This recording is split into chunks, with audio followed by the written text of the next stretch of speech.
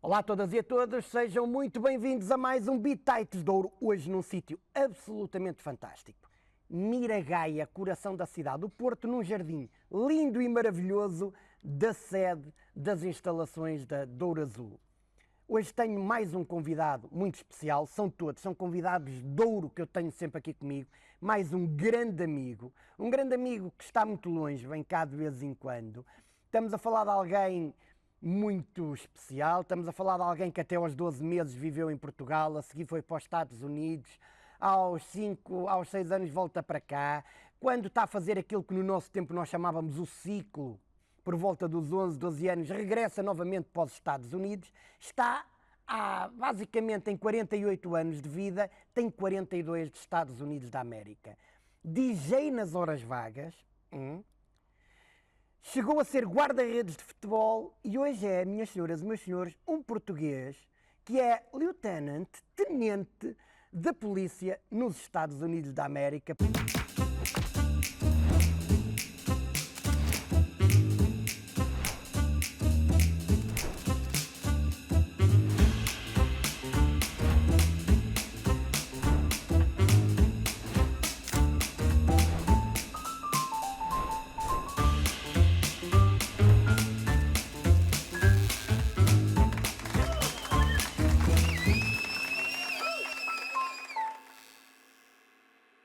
Meu querido amigo Sérgio Henriques, bem-vindo a esta conversa, a este conjunto de bitites. Muito obrigado, meu grande amigo. Estás bem? Tudo, porreiro. Pai, isto é espetacular. Para mim é um orgulho. Estás a ver? Eu tenho muito orgulho, de uma maneira geral, na comunidade portuguesa que foi fazer vida lá para fora. Eu acho que ir fazer vida lá para fora é um verdadeiro ato de coragem, estás a ver? Que nós deixamos muito daquilo que é nosso em busca de algo que seja superior a nós e seja bom. E por isso é que eu tenho um respeito muito grande por todos aqueles que se aventuram a ir lá para fora. E tu tens aqui uma particularidade que para mim é muito interessante. Dos teus 48 anos de vida, 42 são nos Estados Unidos da América. E eu conheço poucos imigrantes, e conheço ainda menos na tua circunstância, que se sintam tão portugueses, porque para mim poderia ser perfeitamente normal que tu te sentisses mais americano do que português. Compreenderia que o teu pai não, mas que tu te sintas mais americano do que português. Mas é precisamente o contrário, não é? É, sem dúvida, sem dúvida. Acho que isso já tem a ver com os meus anos da primária aqui e os livros de história, tudo com o meu último nome é Henriques e tem aquela coisa de guerreiro de que antigamente os portugueses sempre andaram por esse mundo fora com grande garra a conquistar o mundo e eu levo isso no coração sempre. E que nunca deixavam a sua Portugalidade, Ficar mal, de uma maneira. este sentido. Exato. Porque é impressionante, tu, em tudo o que tu fazes mesmo questão de dizer, não, eu sou português, quando seria normal que tu falas, ok, da escola que tiveste cá, mas tu tiveste 5 anos cá. A tua primeira infância, é uma fase muito importante do desenvolvimento e do crescimento, até à escola primária, tu estás nos Estados Unidos. Exato. Tu depois vieste viver com quem, temporariamente? Estive cá desde a primeira classe até o 6º ano com meus avós. Com os teus avós. E o meu irmão. E depois regressas, teu irmão mais novo, depois regressas para junto dos teus pais e então aí permaneces e ficas, não é? Exato. Inseri lá no 7º ano. No 7º ano começaste lá? Sim. Foi difícil essa integração que tiveste na altura? Foi, eu até pensava que ia de férias visitar meus pais e que ia voltar e isso acabei por ficar. Mas eu pensava que voltava. Tinha cá os amigos, já estava com a vida aqui praticamente a seguir, com 12 anos, não é? Era diferente. E essa adaptação acaba por ser, quer dizer, mesmo tendo estado lá, tu acabas por ter aqui uma adaptação diferente, não é? Sim. Depois ajudou muito, por causa da comunidade em que nós estamos também. Tu estás na zona de Newark e, portanto, Exato. há uma comunidade gigante de portugueses nessa zona. A integração foi fácil aí? Para mim até começou a ser um bocado fácil porque eu jogava futebol, inseri-me logo no futebol, passado meses estava na seleção do estado de New Jersey do Sub-14 e então estive sempre inserido com a comunidade e já por causa do meu querer e gostar de ser português e não querer perder as raízes que tinha. Essa é uma questão muito gira que tu dizes, porque das vezes que eu estive nos Estados Unidos e que estive nas comunidades portuguesas, nos Estados Unidos e no Canadá, mais até do que noutras comunidades, esta ligação às raízes e à cultura portuguesas são mesmo exacerbadas, são mesmo muito fortes e muito vincadas. É impressionante para mim ver um clube português e ver miúdas da idade da tua filha completamente orgulhosas por estarem a dançar rancho. Exato. Que é uma coisa que as miúdas em Portugal não querem fazer.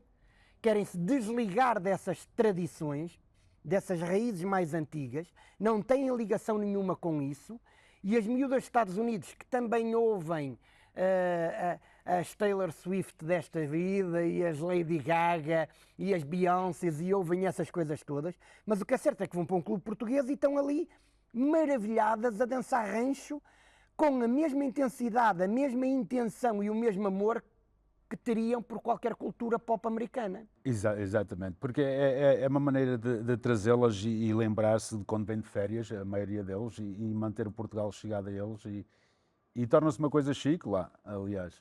Torna-se uma coisa chique porque é português, uma pessoa fala outra língua, não é só o inglês, fala português, fala... É a coisa mais interessante, e és a primeira pessoa que eu ouço até hoje dizer que uma cultura, uma raiz absolutamente tradicional do povo, como o rancho folclórico, se torna para esta nova geração tão longe, que aparentemente podia estar tão desligada do país, Exato, não é? exato.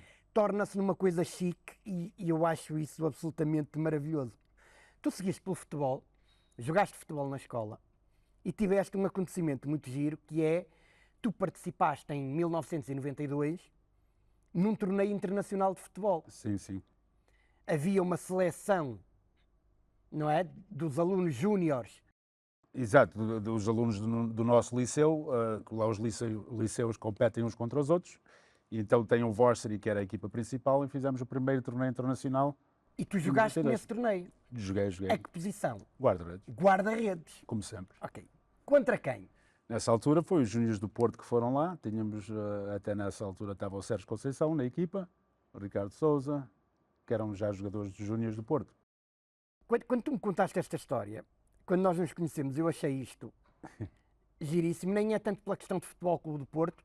Eu percebo que isso possa ter tido algum impacto, como teria o Benfica se fosse, porque é um grande clube português que vai a uma grande comunidade portuguesa. Exato. E a comunidade envolve-se e vai estar muito ligada a isso. E, portanto, tu tinhas dito que tinha sido um orgulho muito grande, não é? Receber a responsabilidade de jogar com um clube como o Futebol Clube do Porto. Foi, sem dúvida. Eu sendo benfiquista e naquela altura jogando contra o Porto, para mim foi um grande orgulho. E mais, com 3.000 pessoas a ver um jogo daqueles de júniores, de miúdos de 16, 17 anos, foi uma coisa incrível. Que é uma coisa incrível, porque jogaste com dois amigos meus, o Ricardo Sousa, que é meu amigo de infância, eu sou um admirador e um grande amigo do pai dele, o grande António Sousa, uma glória de futebol português.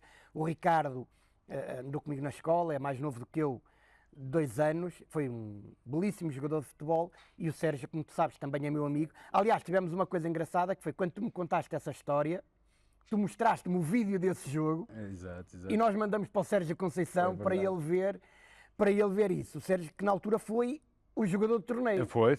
Eu acho que ele na altura ganhou até um casaco e estava todo contente. Ganhou um casaco do Adidas como melhor casaco. E ele estava todo contente. Quando o futebol era uma coisa linda e maravilhosa. Exato. Coisinha simples. Outra coisa gira é que eu acho fascinante, e aqui em Portugal não é comum nós vermos, para já a esmagadora maioria dos jogos de futebol dão à hora de almoço lá. Exato. Não é porque aqui é ao final de tarde, Exato. Portanto dão à hora de almoço nos Estados Unidos. Calha bem. Que vocês aproveitam a hora de almoço para ir ver a bola. Há sempre uma tainada. E o que é espetacular é que nos restaurantes portugueses há uma alegria muito grande de ver o futebol português. Eu vejo adeptos benfiquistas ou adeptos sportinguistas a verem com alegria um jogo de Futebol Clube do Porto, ou um adepto do Futebol Clube do Porto a ver com alegria um grande jogo do Benfica, obviamente a mandarem umas bocas uns aos outros, mas numa convivência que eu acho que é exemplar e que nós cá não temos, estás a perceber? Cá ter gente de clubes rivais é um convite a que eventualmente possa haver algum problema. Não há esta diplomacia, e eu acho que isso tem a ver com a distância, que é, no fundo, depois aquilo é tudo Portugal, não é? Exato, é outra maneira de unir a nossa cultura. E nós, eu, por exemplo, meus pais e o meu irmão são portugueses, eu sou benfiquista, mas... Sim, mas alguém não podia sair muito bem na família, não é? Portanto, foste tu. Muito bem, Ou sim. muito bem saíste tu e os outros nem por isso, não é? Exato. Mas é uma maneira de juntar os amigos, mais uma questão de conviver todos juntos durante um jogo de futebol, como ir a um clube, que temos lá os clubes de várias regiões de Portugal, ou clubes como o Clube do Benfica, já tinha o Lar dos Leões. E nós todos vamos a um ao outro e não há rivalidade, apesar de respeitarmos a casa um do outro. Por exemplo, Claro. os portistas podem ir na casa do Benfica, mas não entram com a camisola do Porto, ou vice-versa. Há cuidados, mas há um respeito Exato, mas muito há um maior respeito, e as exatamente. pessoas estão. E estamos todos bem, uns entre os outros. E eu acho que isso é fundamental. Quer dizer, eu acho que isso nem devia ser um assunto. Em bom rigor, isso nem devia ser um assunto. Devia ser uma coisa comum. Pá, infelizmente, pegar nisto como exemplo, ainda bem que acontece, mas é. A vida em si já é dura para muita gente. E o futebol é um entretenimento e devíamos de olhar a isso, é uma maneira de nos juntarmos e divertirmos um bocado durante um jogo de futebol. Todos têm a sua profissão e nós todos devíamos nos dar bem e ver um jogo de futebol e não haver problemas uns entre os outros. Sim. Tu depois, entretanto, estudas e tu vais para uma profissão que eu não conheço muitos portugueses a desempenharem em vários países. Se calhar eu é que não conheço assim tantos portugueses que estejam lá fora, mas é um facto. Conheço muita gente em vários setores de atividade, muitos nas engenharias, muitos nas tecnologias, alguns na área da saúde, muitos na construção ou no comércio. Tu és polícia. Sim, sim. Tu és polícia e nós temos ali aquela fruto daquilo que é o cinema e que nos traz aquela ideia romantizada das forças de autoridade dos Estados Unidos da América e de algum respeito que há, e para mim é muito interessante saber que tenho um português que a determinada altura, um português da minha idade, um amigo meu que a determinada altura teve este espírito de missão e de dizer, eu quero ser polícia aqui. Foi, aconteceu um bocadinho mais tarde na minha carreira. Tu já vais um bocadinho tarde para a polícia, não é? Temos um limite de entrar até aos 35 anos, eu tinha 33 na altura. Sempre estive envolvido com a comunidade e com as pessoas e resolvi seguir isso, gostava. Começaste pela base. Sim. Tu és tenente, tu lideras uma equipa de quase 40 profissionais, não é? És responsável por quase 40 operacionais da polícia. De que setores? Porque vocês lá é muito transversal, tens de tudo, não é? Eu tenho uns detetives que lidam em termos de trânsito, que é só o que eles fazem, por exemplo, de acidentes ou parques de estacionamentos, coisas assim. Aos polícias normais que andam na rua a proteger e a servir a comunidade, que é o que a gente faz, não é só proteger. Né? Sim. Eu achava, até há pouco tempo atrás, que se tivesse que estabelecer uma grande diferença entre forças de autoridade ou de segurança de Portugal e dos Estados Unidos, aquilo que eu diria é que havia um respeito muito maior, ou seja, os bombeiros são de facto heróis. Exato. O bombeiro nos Estados Unidos é muito mais respeitado do que é um bombeiro em Portugal, infelizmente. Muito mesmo. Os bombeiros são aqueles que, em última análise, do meu ponto de vista, vão onde ninguém quer ir e são aqueles que estão 365 dias por ano a abdicar da sua vida para poder salvar a nossa. Exato. E eu acho que nós não lhes damos o devido reconhecimento e mérito em Portugal. E isso nos Estados Unidos não se verifica. Eu vejo o orgulho com que se referem e tratam os bombeiros nos Estados Unidos. Na polícia, nos últimos 10 anos, eu verifico que isso tem vindo a diminuir. Havia um respeito muito maior pelas forças de autoridade, pelo polícia, do que está a haver agora. O que é que está a acontecer? Eu acho que tem a ver com um bocadinho, claro, a internet trouxe uma grande variedade de vídeos em que aparecem certas personagens, às vezes, que pensam das leis. No nosso caso, lá nos Estados Unidos, cada estado tem as suas leis, portanto, os polícias têm que estar conformados e saber as leis de cada estado. e Pode acontecer num Estado O que vai estarem a acontecer- comentar uma coisa que é de outro, desconhecendo a lei Exatamente. e levantando aqui uma...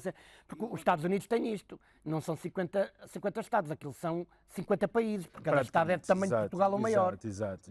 Então isso depois leva as pessoas a crer que percebem a lei e eu estou dentro dos meus direitos e tu não me podes parar, não me podes falar comigo assim, sem às vezes saber as leis. E isso desautoriza. Isso desautoriza e depois, claro, também há sempre uma maçã podre por aqui e por E ali. depois a extrapolação disso, que é, de facto, Que não como em ajuda. todas as profissões, também há na polícia maus profissionais, Exato. e depois de um mau exemplo isso leva para um caminho que faz com que... E o que está a acontecer agora, há uma falta de bons polícias a entrar também no ramo por causa disto tudo que está a acontecer. A falta de respeito que existe para a autoridade hoje em dia leva a ninguém querer até ir para a profissão, o que leva eles a baixar um nível de teste de aptidão para a profissão, o que depois gera uma classe que de não está polícia tão preparada. tão apta para o serviço como antigamente tínhamos. Então tudo começa a diminuir.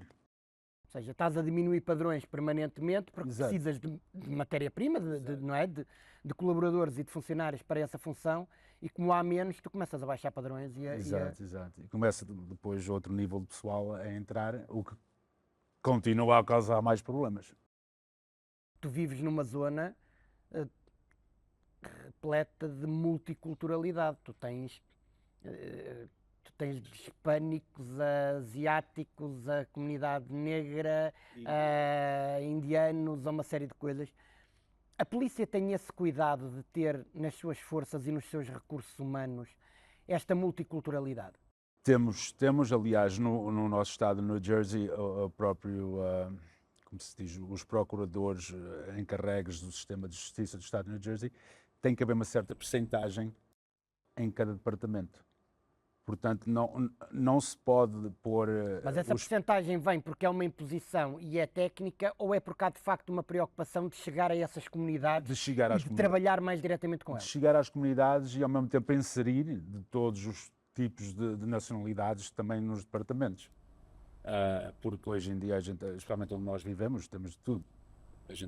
Porque eu acredito que seja mais fácil para ti teres que lidar com um determinado assunto que possa ser até delicado e que tenha a ver com a comunidade portuguesa, seres tu a ir, do que ser um agente de outra nacionalidade, eventualmente, não é? Sim, porque as pessoas têm um problema, é normal, por exemplo, uma senhora portuguesa ter mais facilidade de comunicar comigo e falar-me e explicar-me o assunto. Às vezes, num exemplo de violência doméstica, sem saber às vezes os próprios direitos dela e o que é que consiste a violência doméstica.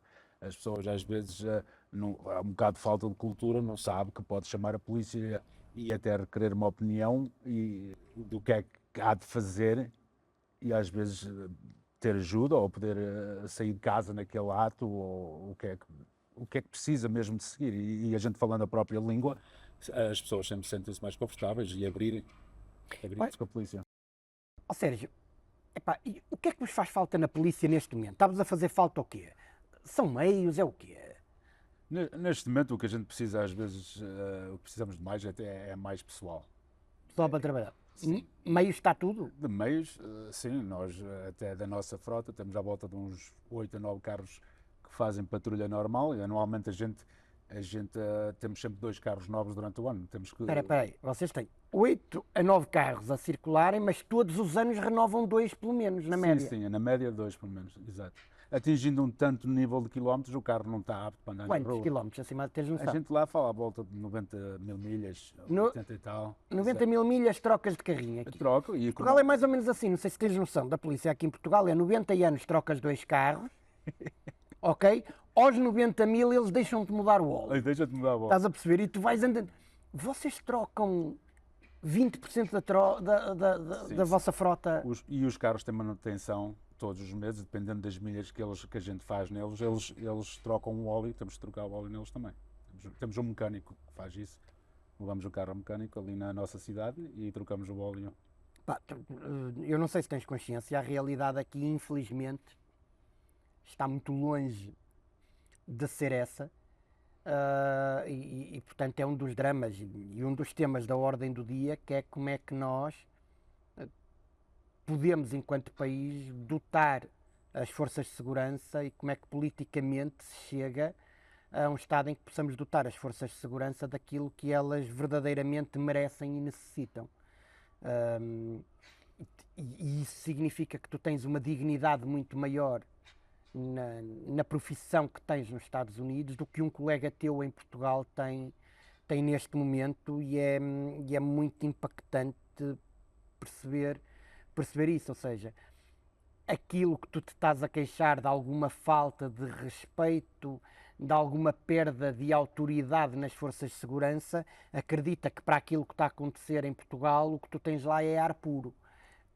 Sem dúvida. É ar puro, Sem estás a dúvida. perceber? Sendo que tens um país muito mais violento, com um grau de criminalidade violenta muito maior do que em Portugal e onde colocas a tua vida em risco permanentemente lá. Portanto, aquilo também não é pera doce nem é Não, tudo. não. Na nossa área, talvez, não sei como é no resto dos Estados Unidos, mas na nossa área, talvez devido também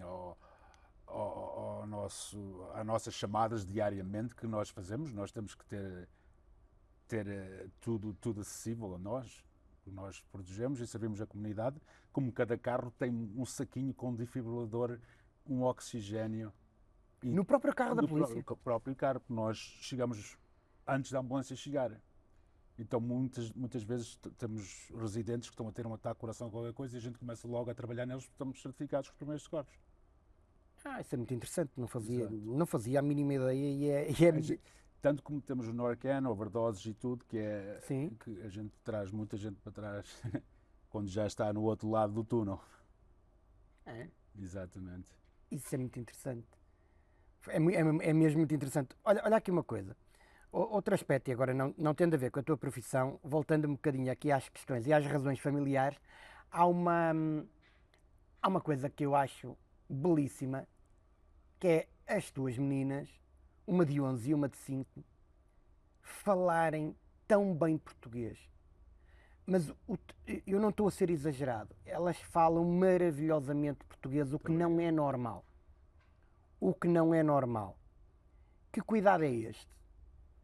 Eu trato de só falar português com elas em casa, só há português. A televisão está no canal português, porque o sonho é um dia voltar a Portugal.